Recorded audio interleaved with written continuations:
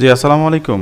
আপনার টিকেট বিজনেসের ক্ষেত্রে আপনারা শুরুতে কিভাবে একটা টিকেট পারচেজ করবেন, তারপরে আবার সেল করবেন, কিভাবে খরচগুলো অ্যাড করবেন, লাভ লস কিভাবে করবেন, এগুলো আমি এক ভিডিওতে দেখাচ্ছি। ধরেন আমি একটা টিকেট এখন পারচেজ করবো, পারচেসে গেলাম, অ্যাড পারচেসে গেলাম, যাওয়ার পরে এই যে টিকেট লিখে সার্চ দিলাম, TIC লিখে সার্চ দিলাম, যে টিকেট সার্ভিস। ধরেন একটা টিকেট আমি পারচেস করতেছি কত টাকা ধরে, ধরেন আমি পারচেস করতেছি ধরেন 20,000 টাকা টিকেটের আমার কেনা মূল্য, হ্যাঁ। এবং সেলিং প্রাইসটা আমি এখানে নির্ধারণ করে দিতে পারি। এটার সেলিং প্রাইস ধরেন আপনি 25,000 টাকা এখন সেল করবেন, ঠিক আছে, এটা নির্ধারণ করে দিলেন, হ্যাঁ। তারপর হচ্ছে একটা সাপ্লায়ার তো অবশ্যই লাগে, কার কাছ থেকে আপনি পারচেস করবেন সেটা তো একটা রেকর্ড এখানে লাগবে, হ্যাঁ। ধরেন আমার এখানে নাই, ধরেন আমি এখন যদি 01 দিয়ে সার্চ দিই, আচ্ছা একটা সাপ্লায়ার অ্যাড করি, ধরেন একটা সাপ্লায়ারের নাম হচ্ছে এমডি মেহেদি হাসান, হ্যাঁ, নাম্বার আমি একটা দিয়ে দিলাম, দিয়ে সেভ করে দিলাম, অ্যাড হয়ে গেল, হ্যাঁ। এই সাপ্লায়ারের কাছে আমি প্রোডাক্টটা পারচেস করতেছি বা আপনার টিকিটটা পারচেস করতেছি, স্ট্যাটাসটা রিসিভ করে দিলাম।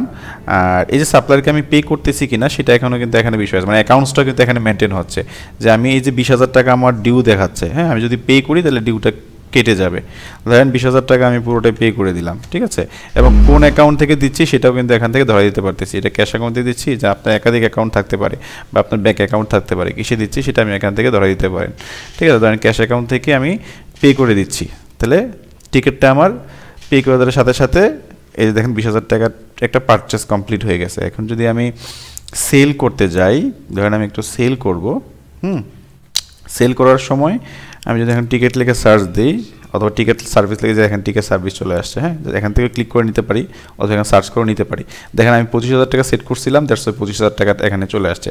এখন চাইলে আপনাকে এটাকে কমায় অথবা বাড়ায় সেল করতে পারেন। ধরেন 25,000 টাকা সেট করছেন, বাট আপনি 25 না, আপনি একটু 2,000 টাকা বাড়ায় সেভ করবেন, 27,000 টাকা সেল করবেন, তাহলে 27-এ আমি সেল করতেছি এটা, ঠিক আছে। সেল করলাম, তাহলে কার কাছে সেল করবো, কোন কাস্টমারকে সেল করবো সেটা আমি চাইলে এখানে অ্যাড করে দিতে পারি। যদি আগে থেকে থাকে জাস্ট নাম লিখে অথবা নাম্বার লিখে সার্চ দিলে চলে আসবে।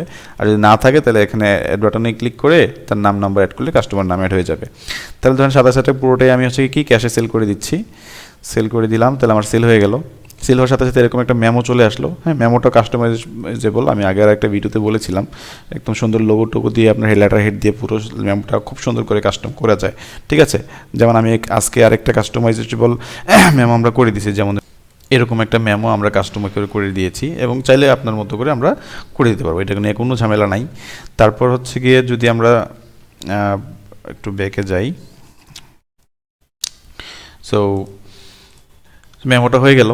তো এখন আমরা একটু আরেকটা বিষয় একটু দেখি, এখান থেকে এই উইন্ডো থেকে আমরা খরচটাও করতে পারি, যে অ্যাড এক্সপেন্স থেকে খরচ করতে পারি কিভাবে, যে অফিস এক্সপেন্স অথবা স্যালারি খরচ যেটা করতে পারি। ধরেন অফিস এক্সপেন্স ধরেন আজকে আপনার হচ্ছে কি 5,000 টাকা ধরেন অফিস এক্সপেন্স গেছে, হ্যাঁ, তাহলে এটা আপনি চাইলে এখানে নোট দিতে পারেন, কিছু একটা ডেটটা অটো নিয়ে নিচ্ছে, কখন খরচটা হচ্ছে সেটা অটো নিয়ে নিচ্ছে, হ্যাঁ। জাস্ট আমি কী করলাম, সেভ করে দিলাম।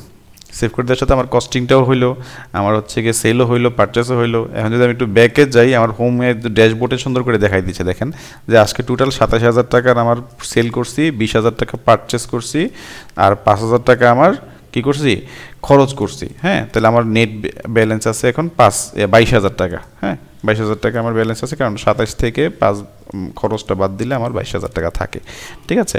আর আমি যদি একটু লাভ লসে যাই, লস প্রফিটে যাই, এই যে প্রফিট লসে গেলাম, যাওয়ার সাথে সাথে দেখেন আমার এখানে যদি আজকের দিনটাতে সিলেক্ট করি, দেন আজকে টোটাল আমার 20,000 টাকা পারচেস, 27,000 টাকা সেল, 5,000 টাকা খরচ, হ্যাঁ।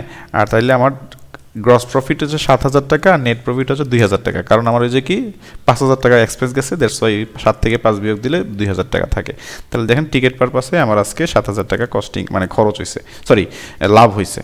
তো এরকম প্রত্যেকটা প্রোডাক্ট ওয়াইজ আমি লাভ দেখতে পারতেছি, এবং এখান থেকে অ্যাকাউন্টসটা মেনটেন হচ্ছে। দেখেন আমার যদি লিস্ট অ্যাকাউন্টে ঢুকি, দেখেন আমার এখানে মাইনাস হয়ে আছে, যে এই যে অ্যাকাউন্টসে 2,000 টাকা আছে, কীভাবে আছে দেখেন। অ্যাকাউন্টসে যদি আমি একটু বুকে ঢুকি, মানে ডিটেলসে ঢুকি, দেখেন 20,000 টাকা আপনি সেল করছিলেন, হ্যাঁ, আবার 5,000 টাকা হচ্ছে কী করছেন, সরি 20,000 টাকা খরচ করছেন, কিনছিলেন, 5,000 টাকা এক্সপেন্স করছেন, আর 27,000 টাকা আপনি সেল করছেন। তাহলে 27,000 টাকা ঢুকছে আর 25,000 টাকা বের হয়েছে, তাহলে অ্যাকাউন্টে আপনার আছে আর ব্যালেন্স 2,000 টাকা, এই যে সেই 2,000 টাকা ব্যালেন্স, হ্যাঁ।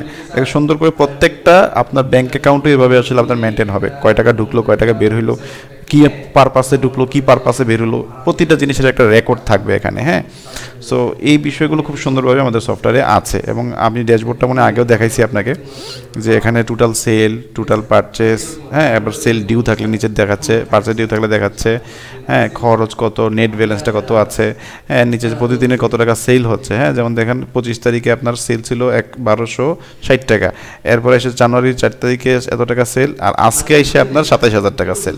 তো এই সেলের উত্থান পতনটা আপনি এখান থেকে বিজনেস অ্যানালাইসিসের বিষয়টা এখান থেকে পাবেন। আর এটা হচ্ছে মান্থলি একটা গ্রাফ, কোন মাসে কত টাকা আপনার সেল হচ্ছে, এটা একটা গ্রাফ আর কি।